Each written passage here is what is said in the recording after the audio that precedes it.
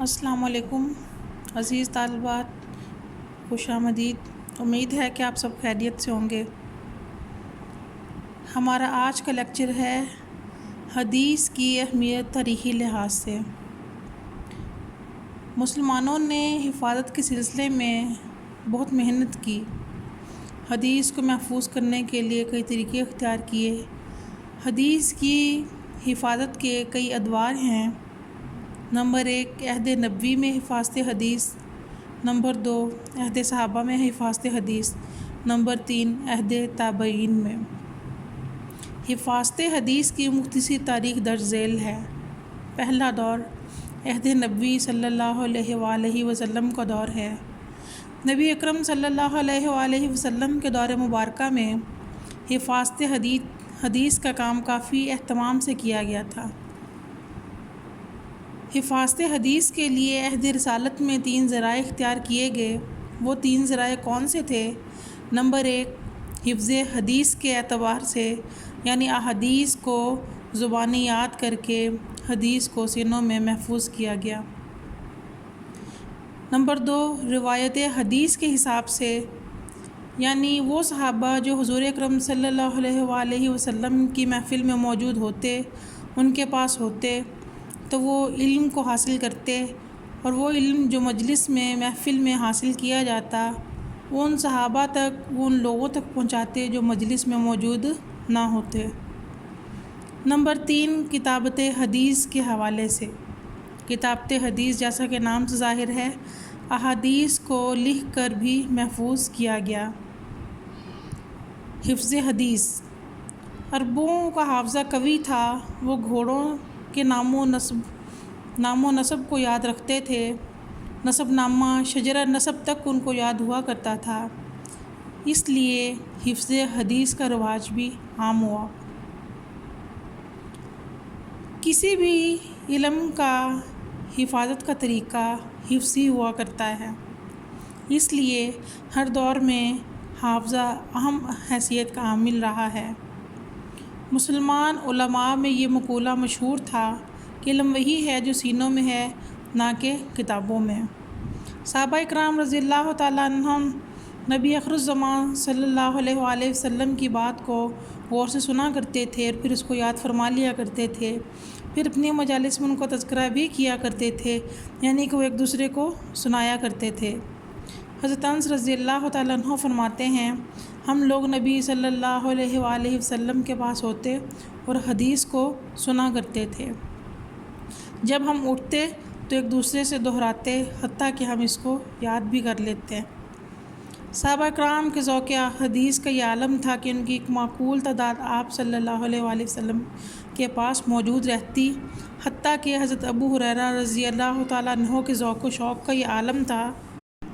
حضرت ابو ہریرہ رضی اللہ تعالیٰ عنہ کے ذوق و شوق کا یہ عالم تھا کہ وہ حصول علم کے لیے مجلس میں بھوکے پیاسے پڑے رہتے، کہیں ایسا نہ ہو کہ حضور اکرم صلی اللہ علیہ وسلم کسی بات کو ارشاد فرمائے اور میں اس سے بے خبر رہوں۔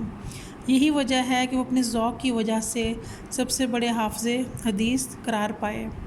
انہیں 5000 سے زائد زبانی احادیث جو تھیں وہ یاد تھیں۔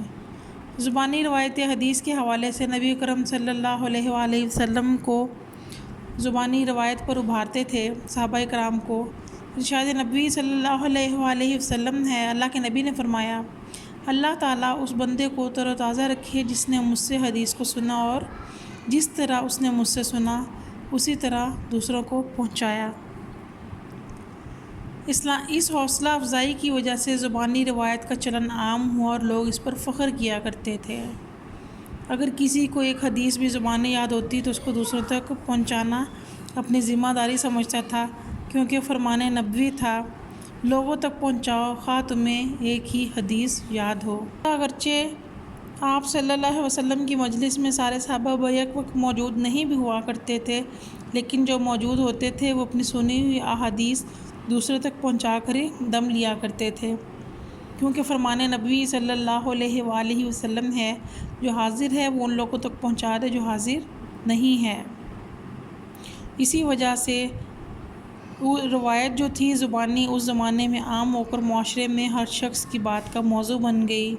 جس کی وجہ سے ہر شخص روایت حدیث کی دوڑ میں شامل ہونے کو خوشبختی سمجھا کرتا تھا۔ تیسرا طریقہ جو حدیث کو محفوظ کرنے کا تھا وہ تھا کتابت حدیث کے حوالے سے۔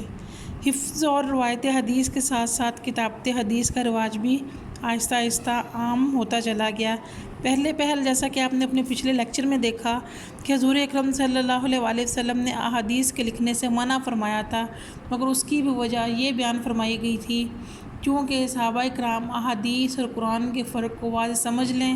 جب ان کے یہ بات سمجھ آ گئی قرآن کا مطلب کیا ہے، حدیث کا فہم کیا ہے، جب صحابہ کرام رضی اللہ تعالیٰ عنہم اس بات کو سمجھ گئے تو اللہ تعالیٰ کے نبی نے ان کو احادیث کے لکھنے بھی اجازت دے دی، اور اس کی جو تھیں وہ وجوہات تھیں جس کو آپ دیکھیں گے۔ وجہ کیا تھی؟ قرآن اور حدیث میں فرق اور امتیاز باقی رہے، یہ باہم مخلوط نہ ہو۔ مخلوط کے معنی ہے آپس میں مل جانا، یعنی ملیں جلیں نہ۔ عربوں میں لکھنے کا رواج کم تھا، وہ زیادہ تر حافظے پر انحصار کیا کرتے تھے۔ کتابت کے وسائل محدود تھے، اس لیے ان کو قرآن کی کتابت میں استعمال کرنا مقصود تھا، یعنی لکھنے پڑھنے کے لیے کوئی وسائل موجود نہیں تھے۔ جیسا کہ آپ نے دیکھا قرآن کو بھی شروع میں لکھنے کے لیے کھجور کے پتے اور پتھر کی سلوں کو، لکڑی کی تختی کو، جو ہے وہ چمڑے کو جو ہے وہ استعمال کیا جاتا تھا، لیکن وقت گزرنے کے ساتھ حضور اکرم صلی اللہ علیہ وسلم نے نہ تو صرف اس کی لکھنے کی اجازت دے دی بلکہ لکھنے کا وجہ بھی یہی ہے کہ عہد نبوی میں خاصہ تحریری سرمایہ بھی موجود تھا۔ تحریری سرمایہ کیسے موجود تھا؟ بہت سے مواقع ایسے ہیں جس میں حضور صلی اللہ علیہ وآلہ وسلم نے صحابہ کرام کو اپنی بیان کردہ احادیث کو خود سے لکھنے کا حکم دیا، جن کو احکامی حدیث بھی کہا جاتا ہے۔ اب ان احکامی احادیث سے کیا مراد ہے؟ ان احادیث سے مراد وہ احادیث ہیں جو آپ صلی اللہ علیہ وآلہ وسلم کے حکم سے لکھی گئیں، اور ان کو سرکاری دستاویز بھی کہتے ہیں۔ نبی اکرم صلی اللہ علیہ وآلہ وسلم نے زکوٰۃ، صدقات اور خون بہا کے احکامات حضرت عمر بن حزم کو لکھوائے تھے، جن کے خاندان میں موجود تھے۔ مختلف قبائل کو احکامات لکھوا کر بھیجے، مثلاً قبیلہ جوہینہ کے نام فرمان، مختلف قبائلی سرداروں کے نام خطوط لکھوائے، معاہدات لکھوائے۔ خطبہ حجۃ الوداع یمن کے بادشاہ ابو شاہ نے جو تھا وہ درخواست کی تھی، تو آپ صلی اللہ علیہ وسلم نے اس کو بھی لکھ کر دینے کی اجازت جو ہے وہ فرما دی۔ اس طرح سے جو ہے وہ تحریری احادیث جو ہیں وہ عمل میں آئیں۔ صحابہ کرام نے بہت سی احادیث آپ صلی اللہ علیہ وسلم کی مجلس میں لکھی، اس میں آپ صلی اللہ علیہ وسلم کی اجازت شامل تھی۔ اس ضمن میں حضرت عبداللہ بن عمر بن عاص فرماتے ہیں، جب ہم رسول اللہ کے پاس بیٹھے لکھ رہے تھے، انہوں نے ہی آپ صلی اللہ علیہ وآلہ وسلم کی اجازت سے احادیث کا مجموعہ صحیفہ صادقہ تیار کر رکھا تھا۔ صحیفہ صادقہ کس کی تصنیف ہے؟ حضرت عبداللہ بن عمر بن عاص کی۔ بیٹا یہ آبجیکٹیو بھی آپ سے پوچھا جا سکتا ہے، تو آپ ان تمام چیزوں کو جو ہے وہ احتیاط سے ذہن نشین کریں گے، ان کو انڈرلائن کریں گے اور اپنے حافظے کا حصہ بنائیں گے۔ احکامی احادیث سے کیا مراد ہے، اس کی مثال پیش کریں، یا احادیث کے لکھنے کا حکم کیوں نہ دیا کہ اس کی کیا وجہ تھی، وہ بھی آپ دیکھ چکے ہیں۔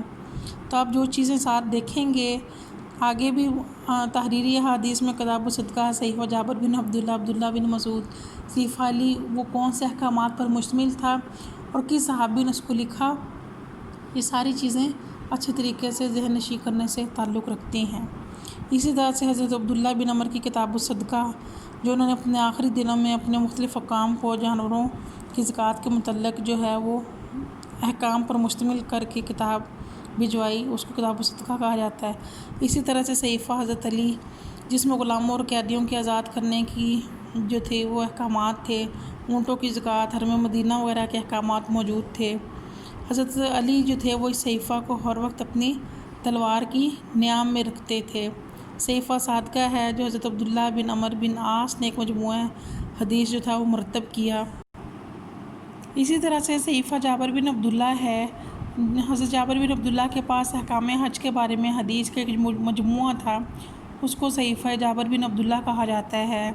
صحیفہ انس بن مالک تھا، حضرت انس بن مالک جو اللہ کے رسول کے بڑے پیارے صحابی تھے، حضور اکرم صلی اللہ علیہ وسلم کی صحبت میں جو تھا وہ طویل عرصہ تک رہے اور خادم رسول کہلائے۔ انہوں نے آپ کی احادیث پر ایک مشتمل مجموعہ مرتب فرمایا، جس کا متعلق وہ فرمایا کرتے تھے کہ یہ وہ احادیث ہیں جو میں نے نبی اکرم صلی اللہ علیہ وسلم سے براہ راست سنی اور انہیں لکھ کر دربار رسالت میں پیش کیا۔ گویا آپ صلی اللہ علیہ وسلم کی منظوری انہیں اس مجموعہ کے بارے میں حاصل تھی۔ تو آج کا ہمارا پہلا دور تھا عہد نبوی کے حوالے سے حفاظت حدیث۔ تو بیٹا آپ اس کو اچھے طریقے سے یاد کریں گے اور اس کے آبجیکٹیو بھی یاد کریں گے۔ پیپر میں آپ سے آبجیکٹیو بھی پوچھے جا سکتے ہیں۔ شکریہ۔